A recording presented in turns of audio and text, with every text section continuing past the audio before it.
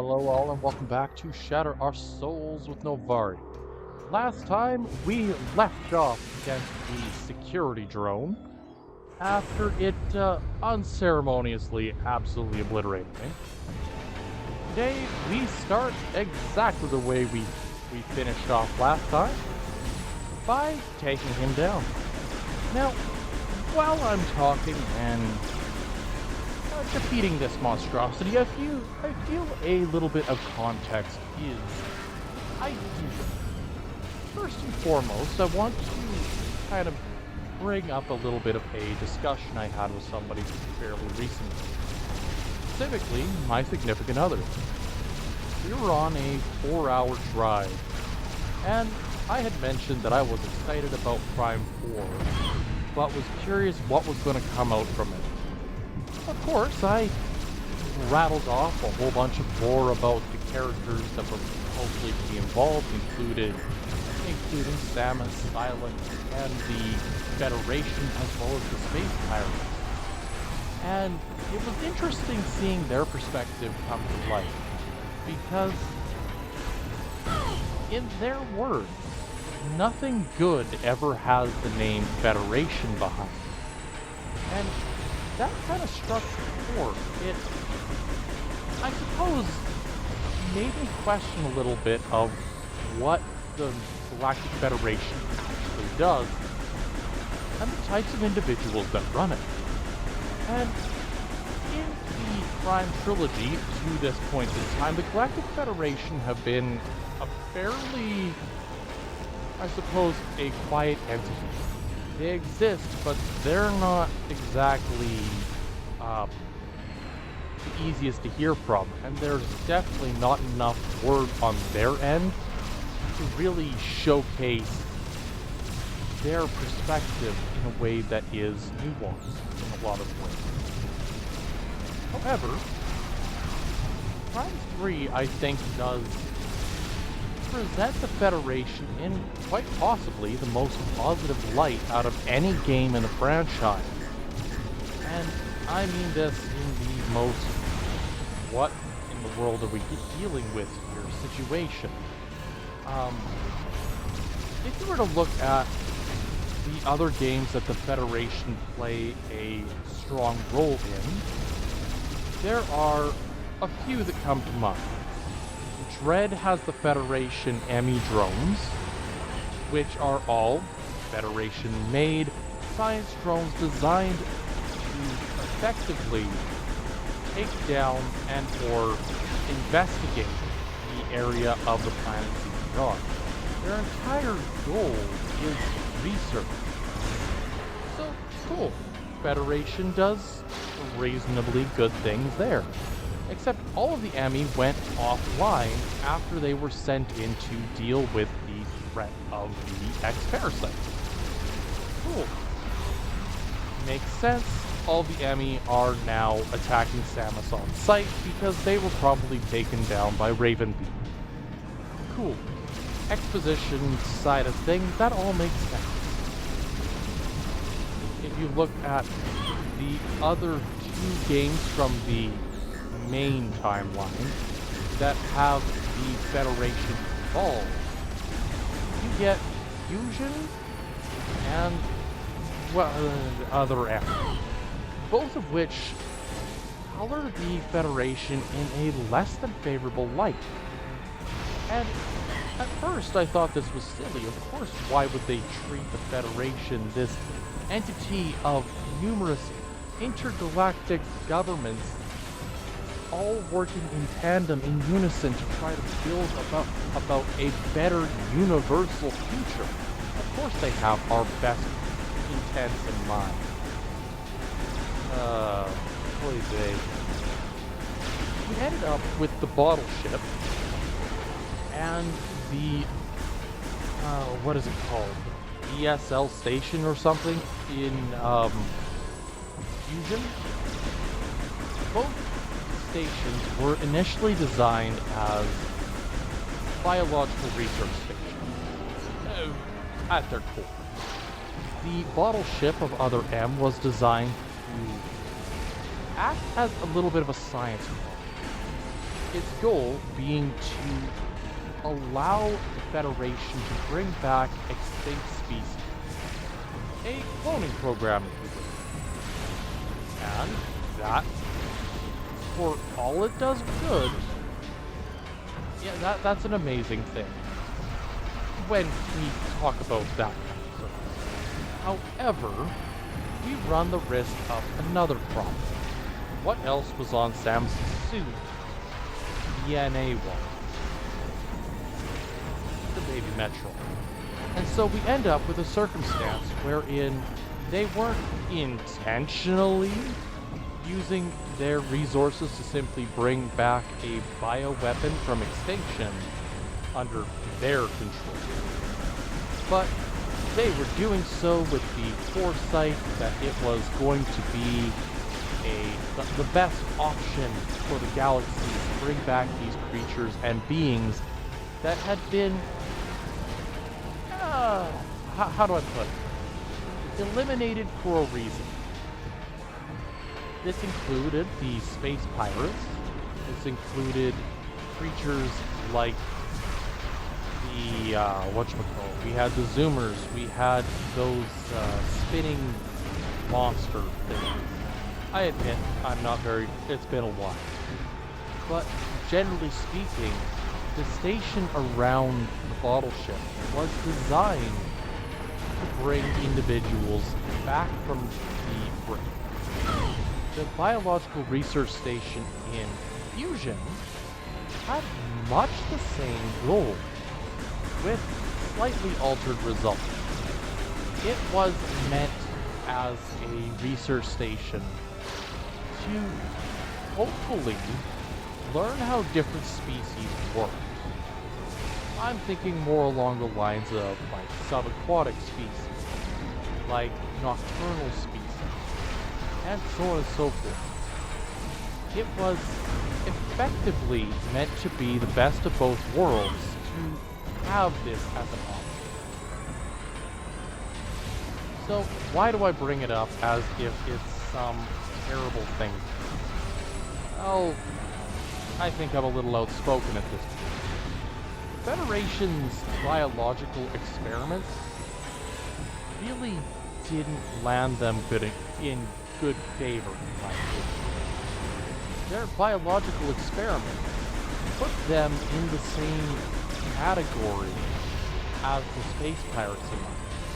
A pair of them working towards effectively and objectively the same goal, weaponizing Metroids for their own goals, their own betterment, is something that both had opted to do in some capacity or another. What makes the Federation's version of it, in my opinion, is that the Federation were trying to hide it. There are, I suppose, two groups within the Federation. There's the military side and the science side. The military side wishes to bring about galactic peace. The science side wants to understand everything, and will use what they believe are necessary, how do I want to put this? Everything is necessary to a point in their world, and if it is deemed even remotely necessary for the success of their goal of intergalactic peace, then that's what they're gonna do. There's no question in their mind whether or not they are in the right.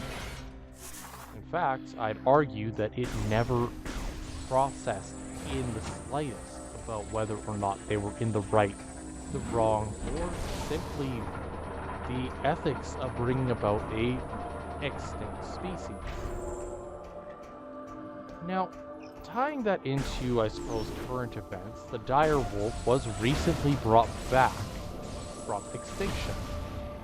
And this has some very unique, I suppose, propositions tied to it. If we can do that, can we do it with other species? And a part of me wants to say, sure, we could. But I believe that the dire wolf died out for a reason, at one point or another. And our current world is not equipped to handle the dire wolf anymore. They would, barring extreme circumstances and assuming they're released into the wild, would effectively become a, not an endangered species, an invasive one. Nothing can really fight back against it. So you end up with a circumstance where we are inadvertently, we're playing with fire in that regard. And I can personally see our actions reflected in the actions of the Federation. They saw what they were doing as good, as just, as something that could potentially benefit humanity and, in general, the universe as a whole. But we're not thinking about what it is that we actually accomplished in the right way, in my opinion.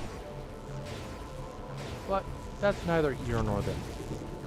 Now, the very last thing I said last week, I suppose 2 weeks ago, was that Samus is one of the few characters in all of gaming that has a KO count that doesn't range in the 1s, the 10s, or even the 100s, but in the species.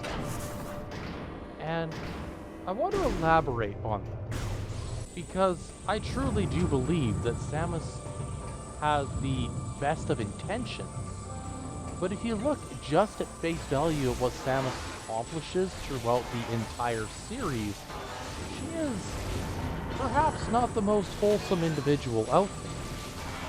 Now, while I haven't gone through and done all the math on the specifics of how many species she has effectively eradicated, we can make guesstimations.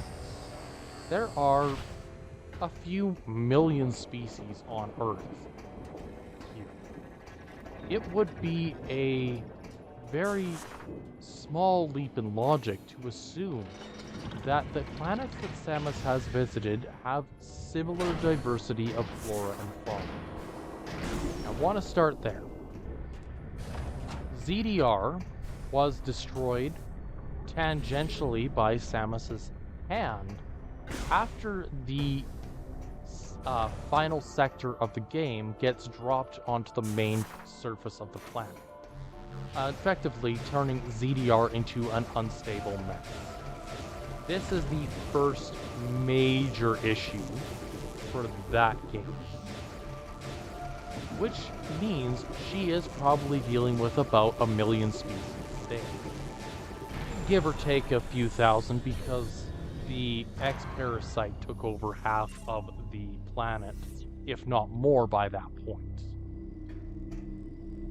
SR-388, as well as the 2 biological research stations, the Bottle Ship and the BSL station in Fusion, are both very dense with species that had been either eradicated or otherwise damaged as a result of the X-Parasites, or some other action of Samus, including dropping the space station on SR-388, meaning that we have now 2 destroyed planets. Third, we have the planet of Zebes, which was destroyed in Super Metroid as a result of a chain reaction caused by the Hypermode after the defeat of Mother Brain. So we now have 3 destroyed planets. Again, using that basic ideology, we're looking at bare minimum 3 million species destroyed by Samus's hand, or tangentially destroyed as a direct result of her actions. Is that necessarily the most fair comparison to make? Absolutely not. I do believe that Samus had reason in the course, or in the case of SR-388, given the X-parasite had been abundant on that planet. Same thing with ZDR. Effectively, the X-parasites as a whole were a galactic threat, far more dangerous than anything else that Samus had encountered up to that point. This turbulence is insignificant. I'll show you what I mean. Up there! Gotta love. Anyway. This is a... You have no chance of destroying the seed unless you restore the Ghors. This is a very, I suppose, controversial aspect of Samus's character. But by and large, everything that Samus ends up doing in order to stop something bigger from happening. Is it necessarily right? No. But it is, unfortunately, collateral damage. What a terrible dream we were having. Thank you for purging our phase on corruption. Possible that the various research stations of the Galactic Federation we have communed with AU-242 on Olympus and learned that a Leviathan impacted Elysia and began spreading corruption. We must destroy this Leviathan and stem the tide of corruption as soon as possible. We have a plan, but Ghors attack severed key communication cables, disrupting our access to Skytown's primary network. This prevents us from controlling Skytown and executing our plan to destroy the Leviathan. Ghors' plasma cannon should be able to fuse together the severed cables.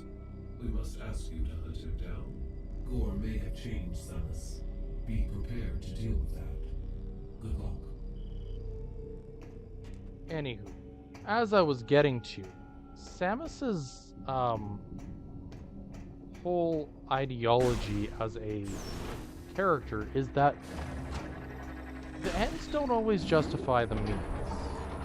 And I believe that there is a level of remorse and burnout that came from Samus realizing that her actions often had a much more lasting impact than she would have initially liked.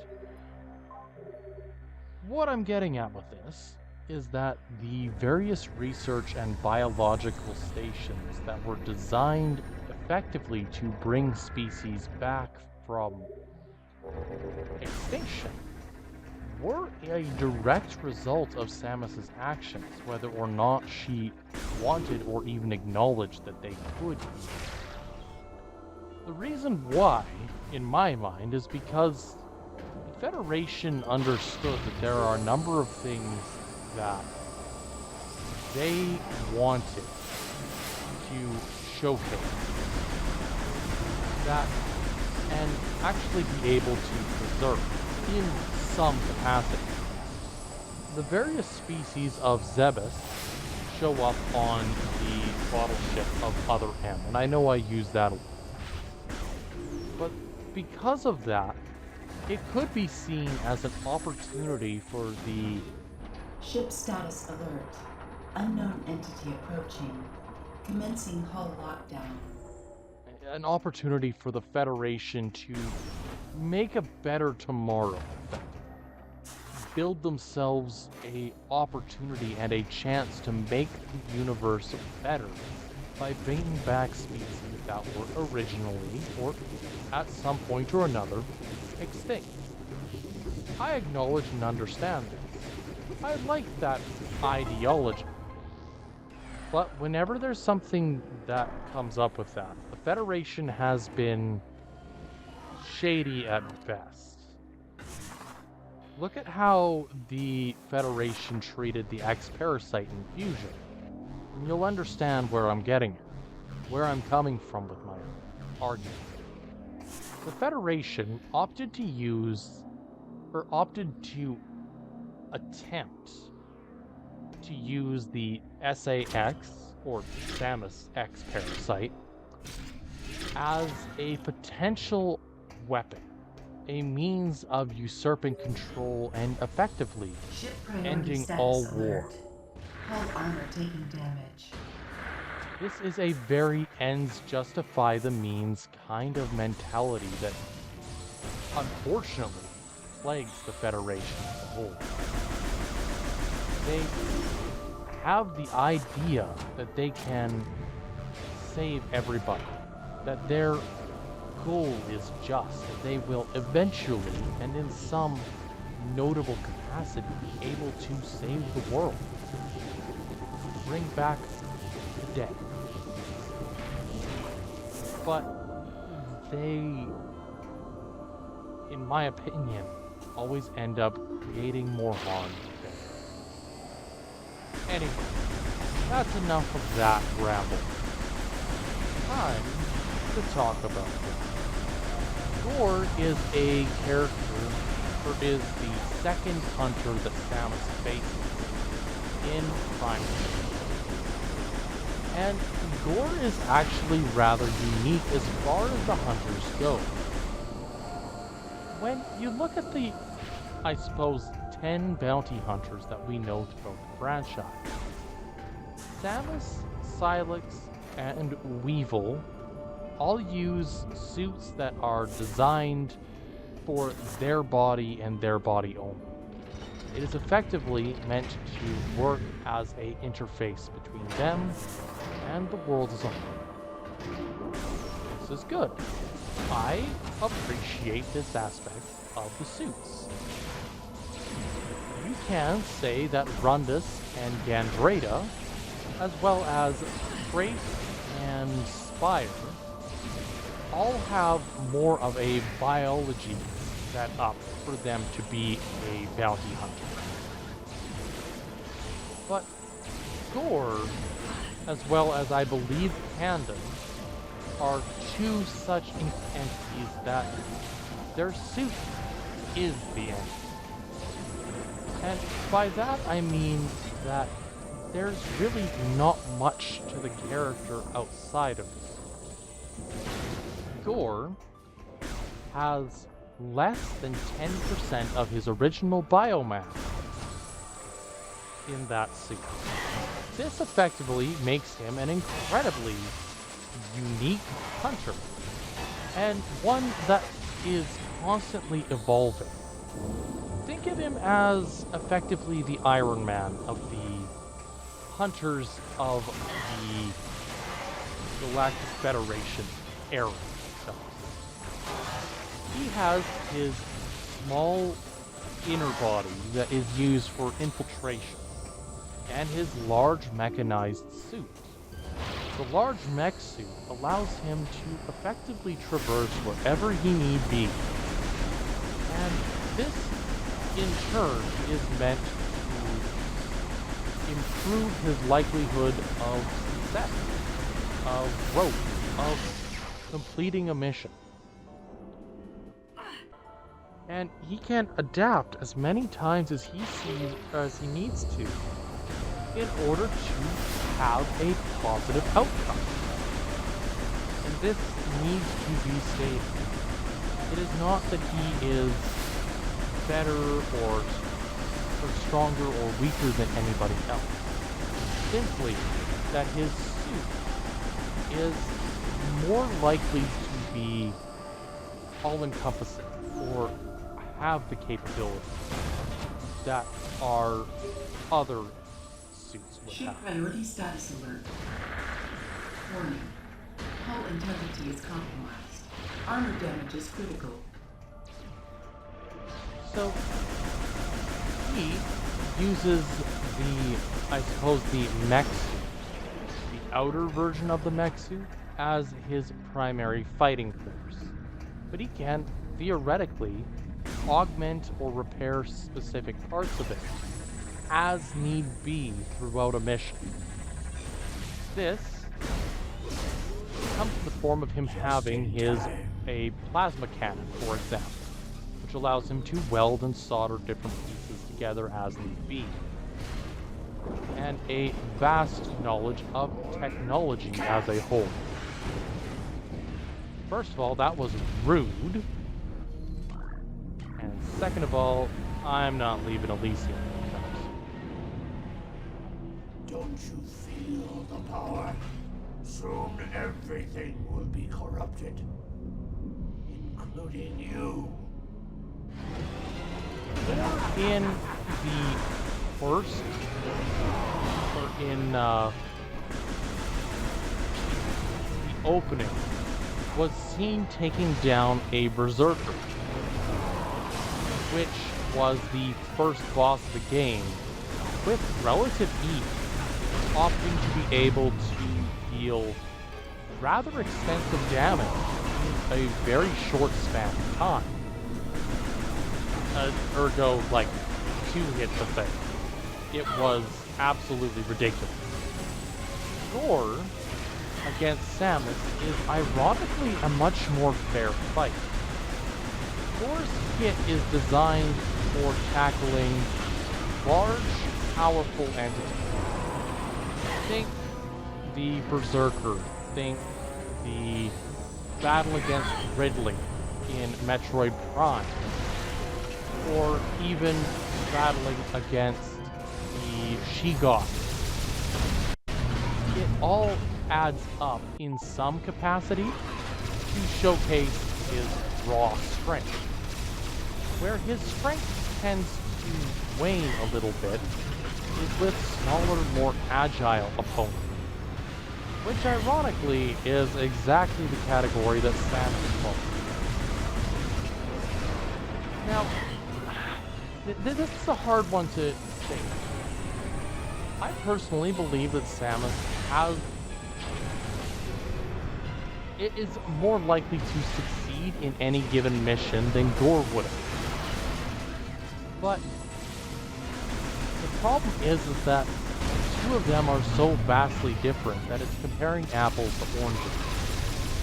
Where Rundus had the ice ability that allowed him easy traversal and effectively perfect control over his battle arena, you have Ghors who just adapts to every arena like it's an average day at the office. There's not much that Ghors can't do or adapt to in terms of raw power. Gandreda, on the other hand, is more focused on infiltration missions.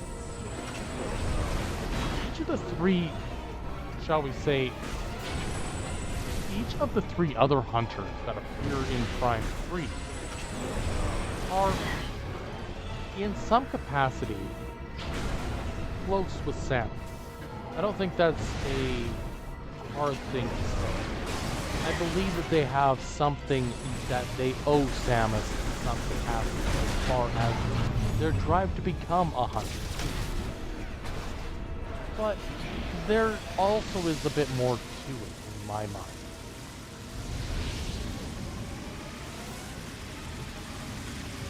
They each focus in on a small facet of what makes Samus's approach to being a bounty hunter so unique, but also as potent and powerful as it is. She is adaptive. She can change the properties of her suit throughout a mission to a degree in order to become stronger. Effectively, if the mission calls for it, she'll be able to do it. Ghors and Gandreda technically have this ability as well. But Ghors and Gandreda, I feel, take 2 very different approaches. Ghors can repair, come back with a better plan at a later date. Gandreda simply hides in plain sight. She is the perfect infiltrator. The hard one to explain how he and Samus are similar in nature is actually Rundus. Rundus and Samus are in many ways very opposing to one another. One controls the arena, the other one simply uses what she's given. can adapt anything. But I think that's part of the point. He is far more mobile than almost any other hunter that we've come across, by a significant margin. It's impossible to put him and Ghor in the same category when it comes to mobility, because Ghor is effectively a walking tank. Rundus is an individual, and a single individual at that, with power at his disposal. But that's it. Anyway, I'm rambling once more. I have a tendency towards that. I suppose you could call it the gift of gab. But if we look at other circumstances that come out throughout the trilogy, I believe that Samus... how do I put this? I believe that she actually, in some capacity, looks up to, as well as is close with every one of those hunters that she came in contact with on the Norian mission. You can see in her actions after the defeat of Rundus that she's not herself. Something's off, something doesn't feel right about how she seems so dejected, so lost after the death of Rundus. The death of Ghor kind of solidifies my mentality. That is that she is fury after his death. Not because of anything that Ghor did, but because Ghor, well, I'll let you see for yourself. Ghor died. His energy is absorbed into Dark Samus. Samus actively shoots at Dark Samus until Ghor is taken away. You can see a moment of reflection, of loss, and the clenched fist. There is hatred, there is anger there that has not been depicted in a proper way up to this point in the series. Anywho, if you like what you see, drop a like, leave a subscribe. We'll catch you next time. Until then, it's time to save, cool off a little bit, and perhaps take a little bit of relax time. Catch you all again next week.